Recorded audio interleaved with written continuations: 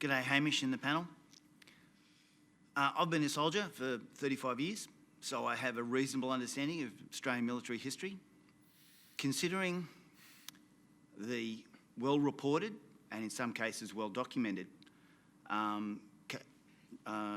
incidences of the killing of POWs and innocent civilians from the Boer War, World War I, World War II, Korea, Vietnam.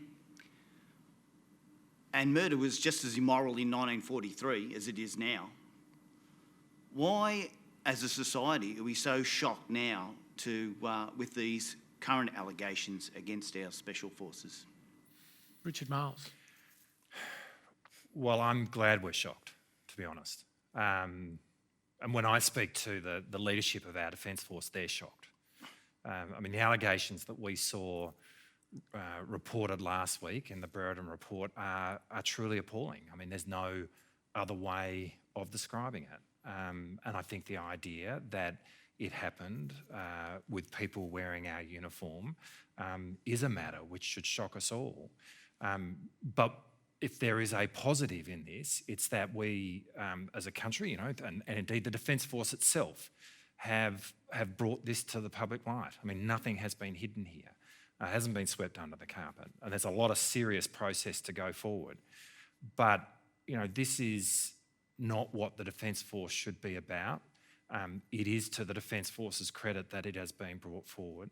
It is really important that our focus right now is on the victims of this. And one of the recommendations in the report is that there be a process for developing recompense for them, and it's very important that is fulfilled. But I don't think we should, at any level, lessen the significance of what we saw last week, and certainly the Defence Force itself is not. Amani? First of all, I want to really express my condolences to the victims of those crimes and the members of the Afghan community that I know and work with, and my colleagues who some of whom are here today. Secondly, I want to say that a lot of people that grew up in my community are not shocked. We've grown up with the reality of war. We've had family members affected by it. I know the Afghan women that I've spoken to in the last few days are not shocked either. My friend Diana El Sayed, who's a colleague from the Australian Afghan Lawyers Association, said that we need to move past this expression of shock and concern and really look towards what victims need, how we can repair the situation, and rather than trying to feel better about it in the sense that, oh, maybe there's a positive, there isn't. Atrocities like this take place regularly and often. In war, about 70% of modern warfare fatalities are civilians. The majority of those would be women and children. We shouldn't be shocked. We should actually be thinking about how we transform our culture both within our own nation and internationally so things like this don't happen. Another thing that my friends from the Afghan community pointed to was the fact that after so many years of Muslims and Afghans and refugees being demonised in the media, of course, when someone is holding a weapon and they see someone who they no longer think of as a human being, that person is then at that extra risk of violence. Do you think that played a part in this? I don't know, I'm not in the minds of the people who are involved, but it definitely plays a role in these sorts of atrocities. I was lucky enough as a lawyer to be trained in the investigation of war crimes. There's a huge process that goes into this sort of thing. It's very difficult for the victims of these crimes to come forward because of fear of persecution and the trauma that the process can entail. And we only this is like scratching the surface. You don't know how many people from these sorts of war zones don't ever get found. They go missing after surrendering.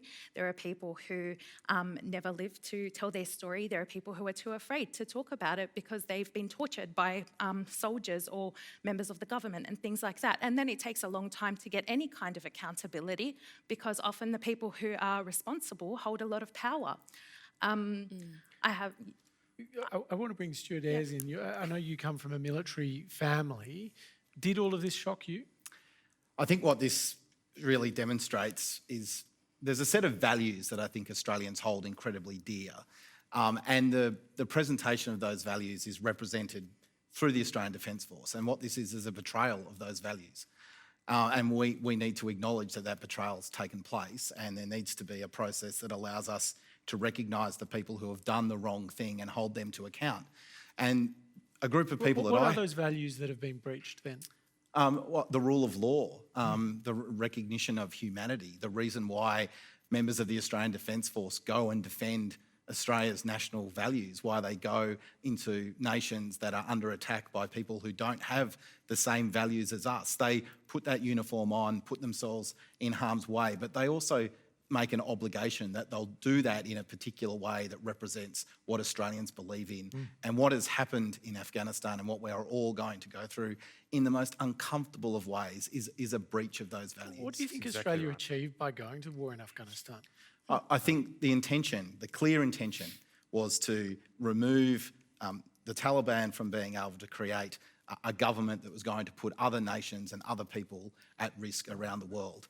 And we've deployed those servicemen and women and put them in harm's way so they can protect Australians, so they can protect people from other countries who want an opportunity to live in a free and democratic society. But with that comes obligations. I think what Stuart said, I think is really well said actually, the way Stuart has put it. We were right to be in Afghanistan. And I actually think it would be a tragedy if the way in which we see our engagement in Afghanistan is solely through the prism of these allegations. And in that sense, I feel very much for the thousands of Australians who gave distinguished service in Afghanistan. I think the allegations... With respect, the objective was to remove the Taliban from power, to prevent Afghanistan from being used as a base for international terrorist organisations, and to install democracy. Now, you could maybe argue that there's some form of democracy, but the Taliban is now negotiating to return to some form of power, and ISIS and Al-Qaeda are both active there. So what did we achieve? Well, we did seek to remove, to stop Afghanistan being used as a base for international terrorism. There's no sense in which it's being used now in the way that it was pre-September 11. And we should remember Australians died on September 11. But you acknowledge that ISIS is there and active? Sure, but it's not the same as what was going on before September 11, and no one would make the argument now that Afghanistan is in the same position in terms of being a base for international terrorism as it was then. The organisation which perpetrated the Bali bombing used Afghanistan as a training camp. But then beyond that, Hamish, Australia, and it goes to one of the values that you said, I think Australia, we would all want to be one of that group of countries, or in that group of countries, which is willing to help when another country puts its hand up and asks for assistance. And that's exactly what Afghanistan has done. And so Australian involvement there has been seeking to empower Afghanistan to a point where it has more effective governance. With respect, I don't think Afghanistan invited the conflict. America invited us to cooperate with it. No, at the outset. But where we're at now is that we are there very much at the invitation of the Afghan government, seeking to empower this government to create a greater sense of governance within the country. And there's clearly a long way to go. No one's saying there isn't. But what Australians are doing there is providing help and assistance. And that goes to the sort of values that we're about, I think, as a nation, and what the ADF's about. Do you think the Afghan people see it that way now? Oh, well, as I say, we are there trying to support Afghanistan and very much there at their invitation. But it is why these allegations are so appalling, because as Stuart said, it flies in the face of all the values which underpin the really important engagement that we've had there, and the distinguished service that so many thousands of Australians have gone through, and I feel for them in this moment. Hamish, I think there's a really important point here. As a nation, we've got to go through this very uncomfortable exercise so that we can recognise all of the members of the Australian Defence Force who do the right thing. You've got to go through this process to be able to identify those people who did the wrong thing and hold them accountable, so that all of the members of the Australian Defence Force who have been doing the right thing year after year, month after month, week after week, aren't tarnished with this brush. Yes, but then it's also a cultural thing. So if this type of activity is happening, like in an organisation, and they feel comfortable to do this type of activity, that means that group that, I don't know what they call them in the Defence Force. The elite. Why was there a culture created where they felt this was okay, that they thought this type of behaviour was okay. So I think we can say sorry, we can do all these things and say we're shocked, but what are we doing moving forward to make sure that that group that misbehaved, where did they come from, who was their leader, and why was there a culture created where they thought this behaviour was okay? Laloo Fiali, I think you have a question, but I'm just interested to hear your reaction to this conversation. Yes, so as an Australian Afghan who was born in Afghanistan, I came here when I was 5 as a refugee. We flew away from Afghanistan, essentially escaped due to the war, civil war that was occurring. To hear things such as, in essence, a glorification of our soldiers, Australian soldiers going to Afghanistan, the reality is if you hear or are in touch with family members or listen to daily news in Afghanistan, to which we have access to those channels, the situation has definitely not improved. The situation in Afghanistan is so much more worse at the moment. Every second day there are terrorist bombings. I think it doesn't affect the Australian population. It's not on global TV, so that's why you don't hear about it.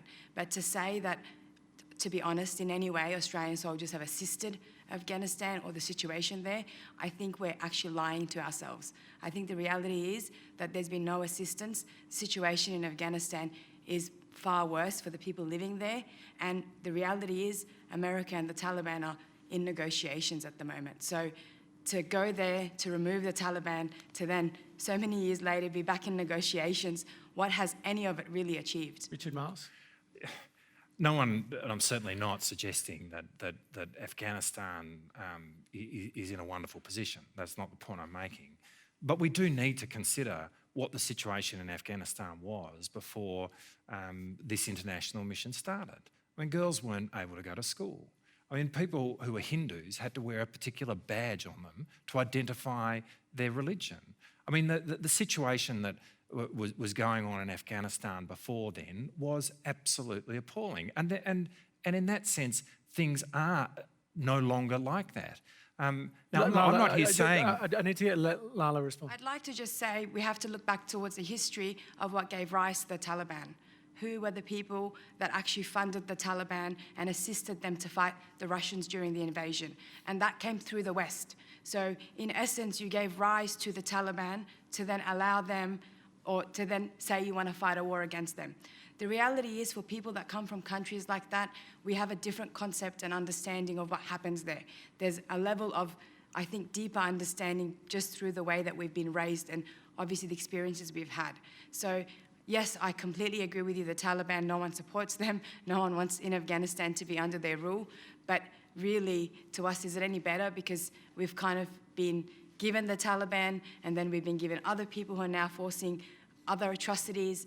It really, I don't know, can you really make a big distinction? Well, the only point I then make is that if the country at this moment in time is seeking assistance from the global community because of all the issues that you raised, are we going to be one of that group, in that group of country which says we'll help? Now, I think Australia should. And I think we proudly should be one of those countries which is willing to provide assistance when a country has gone through everything that you just described, seeks it. And that's the situation that we've got at the moment. Yeah, it's really complex. But should we be there? I think we should, and it needs to be appropriately calibrated. I know you need this young lady on your policy advising team, I tell you that much.